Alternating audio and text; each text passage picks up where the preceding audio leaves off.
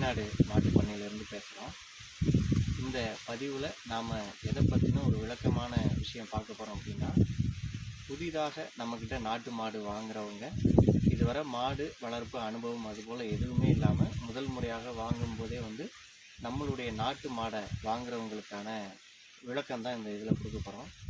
முதல் விஷயம் நம்ம தெரிஞ்சுக்க வேண்டிய விஷயம் என்னென்னு கேட்டிங்கன்னா, என்னதான் இருந்தாலும் மாடுகள் அப்படிங்கிறது பார்த்திங்கன்னா ஒரு 5 அறிவு ஜீவராசி. அது 6 அறிவு மனிதர்கள் போல கிடையாது. யாரோட பழகணும் யாரோட பழகக்கூடாது அப்படிங்கிற விஷயங்கள்லாம் அது கிடையாது. யாராக இருந்தாலுமே தான் பிறந்த வீட்டை விட்டு அடுத்த இடம் போகும்போது அது புது இடம் தான், புது மனிதர்கள் தான், எல்லாமே அதுக்கு புது சூழல் தான். அப்படிங்கும்போது முதல் ஓரிரு நாட்கள்ல இருந்து ஒரு வார காலம் வரைக்கும் பார்த்திங்கன்னா அந்த பசு நம்மளை நம்பாது. அது பசுவோ மாடோ எதுவாக இருந்தாலும் காளையாக இருந்தாலும் சரி, முதல்ல அது நம்மளை நம்பாது. அதனால் நாம் முதல் விஷயமா நம்ம செய்யக்கூடிய விஷயங்கள் என்னென்னு பார்த்தீங்கன்னா, பசுவோ கன்றோ மாடோ இன்னைய தேதிக்கு நீங்கள் வாங்குறீங்கன்னா மறுநாள் காலையில் பார்த்தீங்கன்னா முதல் வேலையாக அதை நம்ம குளிர்ந்த நீரில் காலையில் வெறும் வயிற்றில் நல்லா ஓஸ் இருந்துச்சுன்னா ஓஸில் அடித்து குளிப்பாட்டணும். இல்லை பக்கெட்டில் தண்ணி வச்சு முதல் வேலையாக நம்ம குளிப்பாட்ட வேண்டிய விஷயத்தை நம்ம செய்யணும். இது பாரம்பரியமாக எப்போதுமே பெரியவங்க செய்யக்கூடியது. என்ன காரணம்னு கேட்டிங்கன்னா, பழைய கட்டுத்தரையினுடைய வாசனைகள் அந்த இது எல்லாமே போகிறதுக்கு, நம்ம இடத்துல சூட் ஆகிறதுக்கு முதல் வேலையாக பசுக்களை நம்ம குளிப்பாட்டுறது, அந்த வேலையை நம்ம கட்டாயம் செய்யணும். தீவன மேலாண்மைன்னு பார்த்திங்கன்னா, நம்ம சிவகங்கை காரைக்குடி பகுதிகளிலிருந்து வாங்கக்கூடிய மாடுகளுக்கு பிரதானமான கட்டுத்தீனின்னு பார்த்திங்கன்னா வைக்கோல் தான். அதனால் முதல் வேலையாக நம்ம மாடு வாங்குறோம்னு முடிவு பண்ணிட்டோம்னா, மாடு வாங்குறதுக்கு முன்னாடி அதுக்கான தீவனம் பார்த்திங்கன்னா முதல் வேலையாக வைக்கோல் ரெடி பண்ணி வச்சுக்கணும். உங்கள்கிட்ட ஓரளவு இடவசதி விவசாய நிலங்கள் இருந்ததுன்னு பார்த்தீங்கன்னா, இப்போ சில வகையான தீவன பொருட்கள் வருது. அந்த மாதிரியான அந்த கோஃபோர், சூப்பர் நேப்பியர், குட்டை நேப்பியர், அந்த மாதிரி நிறைய புல் வகைகள் கிடைக்கிது. அதனுடைய கரணைகளை வாங்கி ஒரு தோராயமாக ஒரு எவ்வளவு நிலங்கள் இருக்குதோ பசுவுக்கு தேவையான அளவுக்கு நீங்கள் வாங்கி முதல்ல வளர்க்கிறதுக்கான இதையும் நீங்கள் செஞ்சு வச்சுக்கணும். மற்றபடி நம்ம தண்ணி காட்டும் போது செய்ய வேண்டிய தீவனங்கள் பார்த்திங்கன்னா, பொதுவாக நம்ம கோதுமை தவிடு, கற்காய் தவிடு, புண்ணாக்கு வகைகள் உங்கள் பகுதிகளில் எது எளிமையாக கிடைக்குதோ அது குறைவான அளவு, ஒரு நாளைக்கு அதிகபட்சமே இந்த தீவன வகைகள் நம்ம கொடுக்க வேண்டியது 1லேருந்து 1.5 கிலோக்கு மேலே கொடுக்க வேண்டாம். அதுவே இவர்களுக்கு போதுமானது. இது அல்லாமல் உங்ககிட்ட வெளியில் மேய்ச்சலுக்கான வசதி இருந்தாலோ இல்லை கையில் கூட்டிகிட்டு போய் மேய்ச்சிட்டு வர்றதுக்கான வசதிகள் இருந்தாலும் இந்த தீவன செலவுகள் எதுவுமே நமக்கு வேண்டாம்.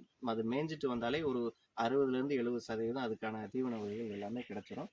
2வது விஷயம், நம்ம எந்த ஒரு புது ஒரு மாடோ கன்றோ வாங்கினோம்னா நாம் செய்ய வேண்டிய விஷயம் பார்த்திங்கன்னா, அதோட நேரம் செலவிடணும்.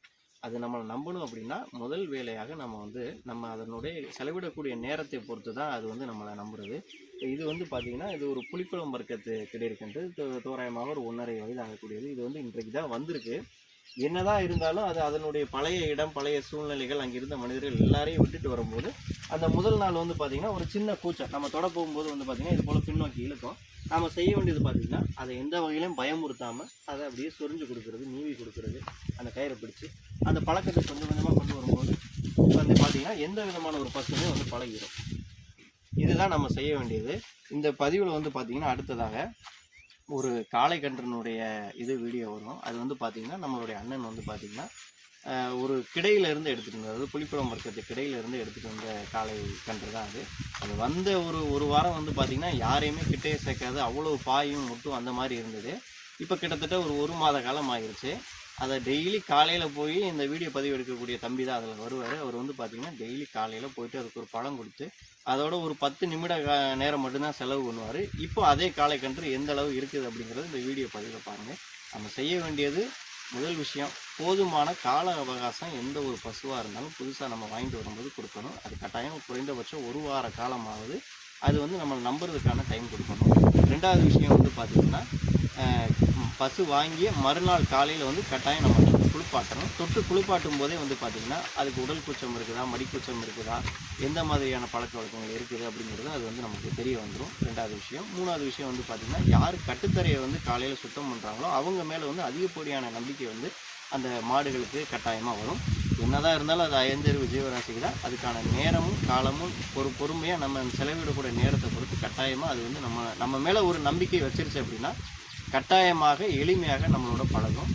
இவ்வளோதான், ஒன்றும் பெரிய விஷயங்கள்லாம் எதுவுமே கிடையாது. எந்த ஒரு விலங்கினமாக இருந்தாலும் பழகக்கூடிய விஷயம் இதுதான். நம்மளுடைய நாட்டு மாடுகளுக்குமே அதுதான். ஏன்னா பெரும்பாலான மக்களுக்கு வந்து பார்த்திங்கன்னா நாட்டு மாடுகள் அப்படின்னாலே முட்டும் உதைக்கும் பாயும் அப்படிங்கிற ஒரு பயங்கள் இருக்குது. அது உண்மைதான். ஆனால் எல்லா நேரமும் எல்லா மாடுகளுமே அது போல் பண்ணுறது கிடையாது. கட்டாயமாக எல்லா மாடுகளையுமே நம்ம வந்து பழக்கிக்க முடியும். அதுக்கான நேரமும் காலமும் வந்து கொடுத்தோம், நம்ம ஒதுக்கணும்னா போதுமானது. இது ஒரு பெரிய விஷயம் கிடையாது. அதனால் நாம் வந்து பண்ணையிலேருந்து வந்து பார்த்திங்கன்னா ஒரு 100% நல்ல குணமான மாடுகளை மட்டுமே தேர்ந்தெடுத்து நம்ம விற்பனை பண்ணுறோம். சில மாடுகள் வந்து நம்மளோட இது போல் 1 நாள் 2 நாள் பழகிறதுக்கு டைம் எடுத்துக்கிட்டாலும் உடனடியாக நம்ம இதை விற்பனை பதிவாக போடுறது கிடையாது. நம்மளோட பழகும் தன்மை கிட்டத்தட்ட ஒரு மாத காலம் நம்மளுடைய பண்ணையில் வைத்திருந்து அதனுடைய தீவனம் எடுக்கும் தன்மை, எந்த மாதிரியாக மேயுது, மற்றபடியான குணாதிசயங்கள் என்னென்ன இருக்குது எல்லாங்கிறதையும் பார்த்துட்டு எங்களுக்கு திருப்திங்கிற மாடை மட்டும்தான் நம்ம விற்பனை பதிவில் போட்டு கொடுப்போம். தொடர்ந்து நீங்கள் எல்லாரும் கொடுக்கக்கூடிய ஆதரவுக்கு நன்றி. இது போன்ற மற்ற சந்தேகங்கள், விவரங்கள் எதுவாக இருந்தாலும் எங்களுடைய வாட்ஸ்அப் எண் கொடுக்குறோம். அதுக்கு வந்து நீங்கள் வாட்ஸ்அப்பில் உங்களுடைய கேள்விகளை இது பண்ணுங்கள். நாங்கள் தொடர்ந்து ஒவ்வொரு கேள்விக்கும் இது போல் வந்து விளக்கம் கொடுத்துக்கிட்டே இருக்கிறோம். நிறைய நாட்டு மாடுகள் உங்களிடமிருந்து உங்களுக்கு கொடுக்கணும் அப்படிங்கிறது தான் எங்களுடைய எண்ணம். தொடர்ந்து செய்வோம். உங்கள் அனைவருடைய ஆதரவுக்கும் நன்றி.